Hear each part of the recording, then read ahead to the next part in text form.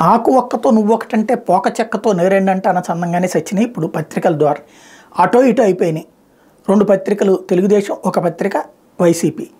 ఇప్పుడు మొన్న లక్షలాది మందితో జరిగినటువంటి సిద్ధం సభ జనం ఎవరు లేరని రాస్తుంది. అదే సందర్భంలో ఇప్పుడు లోకేష్ సభకి జనం ఎవరు లేరని సాక్షి రాస్తుంది.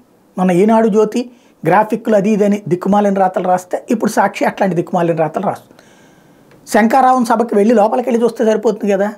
వాళ్ళు ఎట్టయితే బయట ఖాళీగా ఉన్నటువంటి దాన్ని చూపెట్టి జనం ఎవరు లేరని రాశారు, వీళ్ళు అంతే బయట నుంచి లాంగ్ది ఏదన్నా ఫోటో తీసేసి ఏం లేరు జనం అని రాయడం.